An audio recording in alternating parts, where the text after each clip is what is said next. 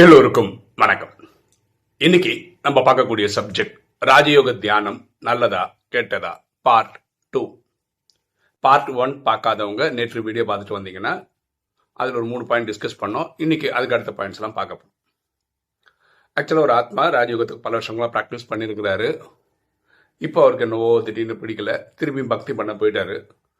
பக்தி பண்ண போனவர் என்ன பண்ணிட்டாருன்னா அவரோட அனுபவங்கள்னு சொல்லிட்டு ஒரு 10 பாயிண்ட் போட்டு புதுசாக ராஜயோகம் கற்றுக்கிறவங்க இதெல்லாம் கன்சிடர் பண்ணிட்டு வேணும்னா எடுத்துக்காங்க, இல்லை விட்டுடுங்க அப்படின்ற மாதிரி ஒரு பாயிண்ட்ஸ் போட்டிருக்காரு. இது நம்ம கடமை நான் நினைக்கிறோம், அதுக்கு எக்ஸ்பிளனேஷன் கொடுக்கணுன்ற அதுக்காக தான் இந்த வீடியோலாம் போட்டுட்டு இருக்கோம். இன்னைக்கு அவர் சொன்ன 4வது பாயிண்ட் பார்ப்போமே. Purity of soul is important. So even if you are married you should treat your wife as sister. You all are children of Supreme Soul, Shiv Baba, so you cannot have impure relationship. All male or Kumar and all females R Kumari's. Okay, இதுதான் அவர் சொல்றாரு. இது correct தான். பரமாத்மா இது பல வீடியோவில் நம்ம சொல்லிட்டோம்.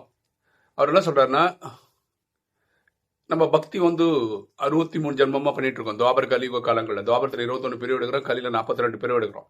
இறைவன் கண்ணுக்கு முன்னாடி அப்பேர் ஆகிறாரு அப்படின்னாவே இந்த சங்கமத்தில் மட்டும்தான், 1936க்கு அப்புறம் தான். ஓகேவா? நம்ம 63 ஜென்மமா உடல்னு புரிஞ்சுக்கிட்டதுனால நம்ம நம்மள உடல்னு புரிஞ்சுக்கிட்டு நம்ம காமம், கோபம், அகங்காரம், பற்று, பேராசை பல விஷயங்களை ஈடுபட ஆரம்பிக்கும் போது நமக்கு நிறைய பாவங்கள் உருவாக்கிட்டோம். இப்போ இருக்கிற காலம் ரொம்ப கம்மி. ஃபார் எக்ஸாம்பிள் என்ன எடுத்துக்காங்க, எனக்கு இன்னைக்கு 52 வயசு, எனக்கு இந்த நாலேஜ் கிடைக்கும் போது 38 வயசு. நம்ம 2024 இருக்கோம் வீடியோ போடும்போது, இன்னும் 2036 இன்னும் 12 வருஷம் தான் இருக்கு. ஸோ குறுகிய காலகட்டத்தில் நான் 100க்கு 100 பாவம் அழிக்கணும், 63 ஜென்ம பாவத்தை அழிக்கணும். ஸோ டைம் ஸ்பேன் ரொம்ப கம்மி. இந்த இயக்கத்தோட தலைவராக சொல்லக்கூடிய பிரம்மா, அவருக்கு 33 வருஷம் கிடைச்சது, அவர் பாஸ் ஆகிட்டார். எனக்கு ஆசைப்பட்டா கூட 26 வருஷம் தான் இருக்கு, அதுக்குள்ள நான் 100க்கு 100 பாஸ் ஆகிக்கணும். ஓகேவா? அதனால பரமாத்மா இந்த நேரத்தில் உனக்கு டைவர்ஷன் வேண்டாம் அப்படின்றதுனால நம்ம இந்த மாதிரி இதில் ஈடுபடக்கூடாது அப்படின்னு பரமாத்மா சொல்றாரு. இதுதான் பரமாத்மா சொல்றதுக்கான முக்கியமான காரணம். இப்போ நீங்கள் திருமணம் பண்ணிக்க கூடாதுன்னா இல்லை, திருமணம் பண்ணிக்கிட்டீங்கன்னா நீங்கள் மனைவி மேலே கான்சன்ட்ரேஷன் கொடுப்பீங்க. ஒருவேளை குழந்தை பற்றினா குழந்தை மேலே கான்சன்ட்ரேஷன் கொடுப்பீங்க. இல்லைனாவே உங்களுக்கு அப்பா அம்மா இருப்பாங்க, சகோதர சகோதரிகள் இருப்பாங்க, நண்பர்கள் இருப்பாங்க. இவங்க கிட்டலாம் நீங்கள் உறவாடும் போது என்ன ஆகும்னா பரமாத்மா நினைவு பண்ணுறது குறைஞ்சிரும், உன் பாவத்தை குறைக்கிறது கஷ்டமாயிடும். இதனால பரமாத்மா அப்படி சொல்றாரு. இந்த நேரத்தில் தேவையில்லை. நீங்கள் இந்த நாலேஜ் கிடைக்கும் போது எப்படி இருக்கீங்க? சப்போஸ் நீங்கள் பேச்சுலராக இருந்தீங்கன்னா பேச்சுலராக கண்டினியூ பண்ணுங்க. திருமணம் ஆனவர்னா கணவன் மனைவியாக இருந்தால் கணவன் மனைவியாக ட்ராவல் பண்ணுங்க. கணவன் மனைவி குழந்தைகளோட இருந்து நீங்க நாலேஜுக்குள்ள வந்து புதுசா நீங்க குழந்தை பத்துக்காதீங்க. இது பரமாத்மா சொல்ற விஷயம். இது கேட்கறதும் கேட்காதும் உங்க இஷ்டம். ஏன்னா அவர் சொன்னது அப்படியே கேட்டீங்கன்னா உங்களுக்கு கொஞ்சம் ஈஸி.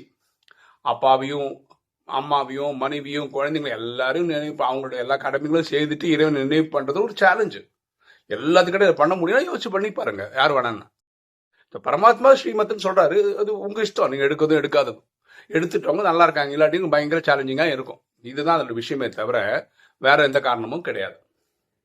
அடுத்த விஷயம்னு பாத்தீங்கன்னா, அதுல என்ன சொல்றாரு, ஆண்கள் பிரம்மகுமாரர்கள்ன்றாங்க, பெண்கள் பிரம்மகுமாரி. ஆமா, இந்த நாலேஜ் கொடுக்கறது பரமாத்மா தான். இந்த லேக்ராஜ் என்ற பெரிய ஒரு உடல்ல எடுக்கிறாரு. இந்த லேக்ராஜுக்கு இறைவன் வைக்கிற பேரு பிரம்மா. பிரம்மா இந்த பிரம்மகுமாரிகள் இயக்கத்துக்கு தந்தை ஆயிடுறாரு. ஓகே, இந்த இயக்கத்துக்கு தந்தை. அதுல நான் 7 நாள் கோர்ஸ் எடுக்கிறேன், நான் அவருடைய பையன். அவர் பொதுவா பக்தியில சொன்னா பிரம்மா தான் படைக்கிறார் அப்படின்னு பக்தியில சொல்லிட்டாங்க. பிரம்மா எல்லா குழந்தையும், உலகத்துல இருக்க எல்லா குழந்தையும் பிரம்மா படைத்தது தான் அப்படின்றது தான் பக்தி சொல்லுது. அப்ப இங்க ராஜயோகிகள் எப்படி உருவாக்கப்படுறாங்கன்னா, வாய் வழியா அவர் சொன்னதை கேட்டு 7 days கோர்ஸ் எடுத்து வர்றவங்க. நான் டைரக்டா பிரம்மா கிட்ட எல்லாம் நான் கேட்கல, நான் ஒரு சென்டருக்கு போறேன், அங்க 7 days கேஸ் அவங்க வழியா கேட்டு வரேன். ஸோ எல்லாருமே பிரம்மாவின் குழந்தைகள்.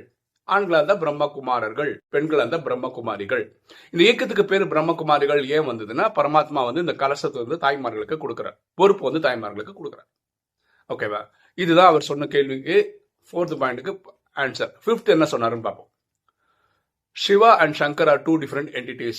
People who constructed Shiva temple are actually worshipping Lord Shiva, Shiva Baba, but they don't know it yet. Lord Shankar is also meditate and chant name of Supreme God Shiva Baba. Mr. Dada Lekraj is Brahma or creator of universe, and he is parallel in authority to that of Lord Shankar, who perform to that of Lord Shankar and perform the role of destroyer on doomsday. Shiva Baba is only Supreme God and speaks through the body of Brahma Baba of Dada Lekraj. Okay, இதில் பல விஷயங்கள் உண்மை, பல விஷயம் அவர் புரிஞ்சுக்கிட்டு வந்து அப்படி இப்படி புரிஞ்சுக்கிறார். ஆல்மோஸ்ட் கரெக்டு, ஆனால் கொஞ்சம் புரிஞ்சுக்கிட்டு அப்படி இப்படி புரிஞ்சுக்கிறார். கரெக்டான விஷயம் என்னன்னா, சிவன் வேற, சங்கர் வேற. ஓகேவா? நம்ம பக்தியில் என்ன பண்ணோம்னா, கழுத்துல பாம்போட இல்லை தலையில நிலா, கங்கை இதெல்லாம் இருக்கிறவரும் நம்ம சிவனை நினைச்சுதான் 63 ஜென்மமா பக்தி பண்ணியிருக்கோம். இங்க நாலேஜ் வந்ததுக்கு அப்புறம் நமக்கு என்ன தெரியும், ரெண்டு வேற வேற என்டிட்டி அப்படின்னு சொல்லலாம். ஸோ சிவன் வந்து ஒளிப்புள்ளியாக தான் இருக்கார், ஜோதி சுரூபமாக தான் இருக்கார். அவர் இருக்கிறது சாந்தி தமத்தில். அவர் ஆத்மாக்களின் தந்தை. அவர் வந்து எல்லா குணங்கள்லையும் கடலாக இருக்கார். அவர் தான் நம்ம சிவன் சொல்றோம். ஓகேவா? அப்போ சங்கர் வந்து விநாசம் பண்றாரு அப்படின்னு சொல்றது வந்து ஆக்சுவலா கரெக்ட் கிடையாது. அதாவது யாரெல்லாம் இந்த ராஜயோகத்தை பர்ஃபெக்டா ஃபாலோ பண்ணிக்கிறாங்க, 100% பாஸ் ஆயிடுறாங்களோ அவங்க ஃபரிஸ்தா ஆயிடுவாங்க. அவங்க 2-3 மாசம் வந்து ஏஞ்சிலா ஃபரிஸ்தாவா சூட்சமா அந்த இடத்துல இருப்பாங்க. அங்க இருந்துகிட்டு அவங்க என்ன பண்ணுவாங்கன்னா, இந்த சிஸ்டம்க்கு 33 கோடி பேர் வேணும். அப்போ அந்தந்த ஆத்மாக்களை டச் பண்ணி இந்த சிஸ்டம்ல கொண்டு வருவாங்க. ஸோ அவங்க பண்ற வேலை இவ்வளவுதான். அதுக்கப்புறம் அவங்க அட்வான்ஸ் பர்த் எடுக்க வந்துருவாங்க. சரியா? அப்போ இந்த சிஸ்டம்ல 33 கோடி பேர் வந்துட்டாங்க. எல்லாருமே அவங்க பாஸ் ஆகிற அளவுக்கு பாஸ் ஆகும். பிரேமானந்தன் ஏற்கனவே சிஸ்டம்ல இருக்காரு. ஓகே, 14 வருஷம். இவங்களுடைய ரோல் என்னன்னா, அங்க இருக்கிறவங்களோட ரோல் என்னன்னா, டச் பண்ணி நான் வந்து இப்போ ஒரு எக்ஸாம்பிள் தான் பேசுறேன். ஓகேவா? நான் வந்து ஒரு 10 கலை இருக்கான்னு வச்சுக்கோங்க ஒரு எக்ஸாம்பிளுக்கு. அவங்க டச் பண்ணி 12, 14, 16 கொண்டு வரதுக்கு அந்த இது பண்ணுவாங்க. அப்போ இந்த சிஸ்டம்க்கு தேவையானவங்க எல்லாம் கொண்டு வந்துட்டாங்கன்னு வச்சுக்கலாம். 33 கோடி பேர் வந்துட்டாங்கன்னா 33 கோடி பேருக்கு ஒரு தாட் வரும், நமக்கு இந்த கலியுகம் வேண்டாம், நம்ம வாட்டுக்கு சொர்க்கம் வேணும்னு சொல்லும் போது விநாசம் ஏற்படும். இப்படிதான் விநாசம் ஏற்படுதே தவிர, சங்கர் வந்து ஒவ்வொரு மனசுல இந்த விதையை அனுப்புறாரு, அதாவது விநாசம் பண்ணு அப்படி கிடையாது. ராஜயோகிகளோட தாட்டே என்னன்னா, உலகமே ஒரு குடும்பமா இருக்கணும், உலகத்துக்குள்ள அமைதி கிடைக்கணும், சாந்தி கிடைக்கணும், சுகம் கிடைக்கணும், செல்வம் கிடைக்கணும், இப்படிதான் கனெக்ட் பண்றோமே தவிர விநாசம் பண்றது கிடையாது. இவ்வளோ நல்லா இருந்த ஆத்மா தான் வந்து ஃபரிஸ்தாவே ஆகிறோம். ஃபரிஸ்தா ஆன உடனே டக்குன்னு உலகத்தை அழிக்கணும் என்றால் வரவே வராது. அந்த தபஸ் கோலத்தை காட்டுறது வந்து உங்களையும் என்ன தான் காட்டுறாங்க, ராஜயோகிகள் தான் காட்டுறாங்க. அதுதான் அதோடைய அர்த்தம். இந்த லேக்ராஜ் என்ற பெரியவருக்கு தான் பரமாத்மா பிரம்மான்னு வைக்கிறாரு சொல்லிட்டோம். அவர் தான் கிரியேட்டர். ஏன்னா இங்க 33 கோடி பேர் இருந்தாதான் சத்தியகுத்திரத்தில் இருந்தவங்க அவங்க இங்க தான் உருவாக்கப்படுறாங்க. இந்த 7 days கோர்ஸ் மூலம் தான் கேட்கறாங்க. அதனால தான் ஆத்மாக்கள் வராங்க. ஸோ அவருக்கு பிரம்மான்னு பேர் வைக்கிறாங்க. அதே மாதிரி கடவுள் ஒரே ஒருத்தர் தான். ஆத்மாக்களை நந்தி பரமாத்மா, அவர் பேர் இயற்பேர் வந்து சிவன், உலகம் அவர் அல்லா ஜஹா காட்னு சொல்லுவோம். இங்க வேற கடவுள் கிடையாது. இந்து தர்மத்தில் வந்து எக்கச்சக்கமான கடவுள் நம்ம சொல்றோம். 33 கோடி தேவதைகளே கடவுள்னு சொல்றோம். ஆக்சுவலா தேவதைகள்ல தெய்வீக குணமுள்ள மனிதர்கள் தான். ஸோ அவர் சொன்ன பாயிண்ட் எல்லாம் கரெக்ட் தான். கொஞ்சம் மினிமம் டிவியேஷன் அங்கே எங்கே இருக்கு, பரவாயில்ல. அடுத்தது 6வது பாயிண்ட் அவர் சொல்றது என்னன்னா, world is a 5000 year old. Every 5000 years everything repeat itself and pralay happens. Each yuga, satyuga, treta, dwapara, kali yuga is of 1000 to 50 years each. We are all in the last phase of Kali Yuga and we are all close to the doomsday. அவர் சொல்றாரு, I asked in classes but did not receive any explanation of Darwin's evolution theory, dinosaurs or other scientific evidence which clearly contradict this theory.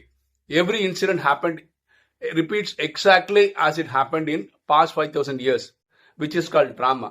Example, you are reading this because you read it 5000 years ago and you will read this article again after 5000 years.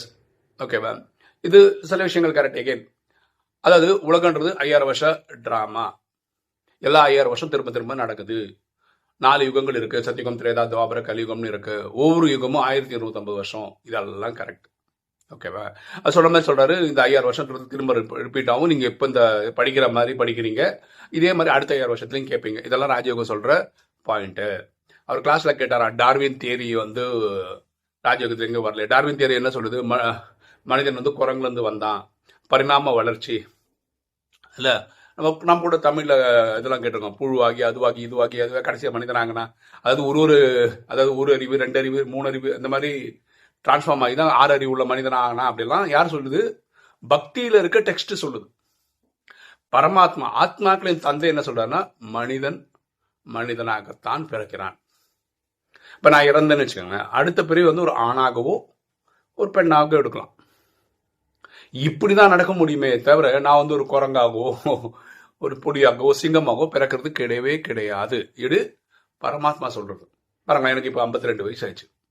இன்னைக்கு பாத்தீங்கன்னா உங்களுக்கு எக்கச்சக்கமான TV channel இருக்கு, எக்கச்சக்கமான பத்திரிகை இருக்கு. ஆனா ஏதாவது ஒரு இடத்துல இப்படி கேள்விப்பட்டிருக்கீங்களா? அதாவது நாய் குட்டி போட்டுது, ஆனா அது பிறந்தது வந்து ஒரு பூனை. சிங்கம் குட்டி போட்டது, அது பிறந்தது வந்து ஒரு புலி, இப்படி எங்கேயாவது கேள்விப்பட்டிருக்கீங்களா இந்த நீங்க இருக்கிற வாழ்ந்த நாட்கள்ல? இல்லைல்ல. நான் வந்து மாங்காய் விதைய நட்டேன், வந்தது ஆப்பிள், இப்படி எங்கேயா கேள்விப்பட்டிருக்கீங்களா?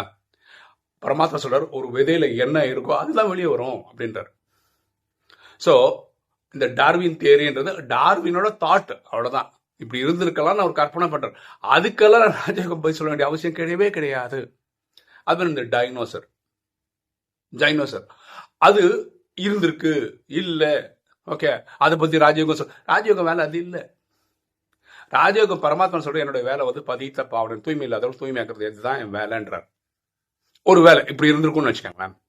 இந்த நார்த் போல் சவுத் போல்லாம் சொல்றாங்கல்ல, ஒரு காலத்துல அங்க வந்து இந்த இது இருந்ததுன்னே வச்சுப்போம், டைனாசஸ் இருந்ததுன்னே வச்சுப்போம். அதை பத்தி நிறைய சயின்ஸ் இருக்கு, நிறைய காலத்துக்கு முன்னாடி இருக்கு, போட்டோஸ் இருக்கு, படங்கள் வந்திருக்கு, நம்ம இருக்குன்னே வச்சுப்போமே.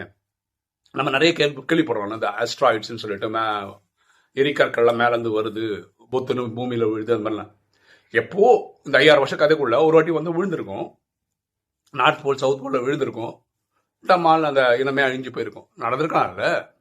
அது எல்லா 1000 வருஷமும் நடக்குமா இருக்கும். இப்படிதான் நீங்க அதை எடுத்துக்கணுமே தவிர ராஜயோகத்துல சொல்லல. ராஜயோகத்துல பரமாத்மா நிறைய விஷயங்கள் சொல்றது இல்லைங்க. ராஜயோகம் பிராக்டிஸ் பண்றோம், ஆனா அதுக்காக எங்களுக்கே சொல்லி தந்துடுறாரா என்ன? ஏதாவது விநாசம் வந்து இந்த டைம்ல நடந்துரும். நமக்கு தெரியும், என்ன தெரியும், சங்கமன்றது 100 வருஷம் 2036 போல முடியும். ஆனா எங்களுக்கே தெரியாது என்ன ஜனவரியா டிசம்பரா தெரியாது. பல விஷயங்கள் சொல்றது இல்லை அவரு. ஃபார் எக்ஸாம்பிள் அபார்ஷன் நல்லதா கெட்டதா சொன்னது கிடையாது. முட்டையில இருந்து கோழி வந்தா கோழி முட்டை சொன்னது கிடையாது. அதான் தேவையில்லைன்னு நினைக்கிறேன். இதெல்லாம் டிஸ்கஸ் பண்ணிட்டு டைம் வேஸ்ட் பண்ணிட்டுருங்கன்றாரு. தேவையில்லாதவங்களுக்கு. உருப்படியா இருக்கவங்க என்ன பண்ணோம், பரமாத்மா தன்னை ஆத்மானு உணர்ந்து அன்பா பரமாத்மா நினைவு பண்ணி ஆத்மாவில் இருக்க பாவத்தை எரிக்கணும். இது ராஜயோகிகள் பண்றாங்க. இதுதான் இருக்கிறதுல ஈஸியஸ்ட் ஃபார்முலா. பாக்க எல்லாருக்கும் பைபிள் சொல்ற மாதிரி பாவத்தின் சம்பளம் மரணம். தப்பு பண்ணிட்டு உடல் நோய் வந்து அனுபவிச்சுனே இருப்பாங்க. சாய்ஸ் உங்ககிட்ட தான். ஓகேவா? சரி, அடுத்த பாயிண்ட்ஸ் எல்லாம் வந்து நம்ம நாளைக்கு வீடியோல பார்ப்போம். இன்னைக்கு டிஸ்கஸ் பண்ண பாயிண்ட்ல உங்களுக்கு ஏதாவது ஒரு எக்ஸ்ட்ரா பாயிண்ட் சொல்லணும்னு நினைச்சீங்கன்னா அதை கமெண்ட் செக்ஷன்ல போடுங்க. ஓகே, இன்னைக்கு வீடியோ உங்களுக்கு பிடிச்சிருக்கோம்னு நினைக்கிறேன். லைக் பண்ணுங்க, சப்ஸ்கிரைப் பண்ணுங்க, ஃப்ரெண்ட்ஸ் சொல்லுங்க, ஷேர் பண்ணுங்க, கமெண்ட்ஸ் போடுங்க. தேங்க்யூ.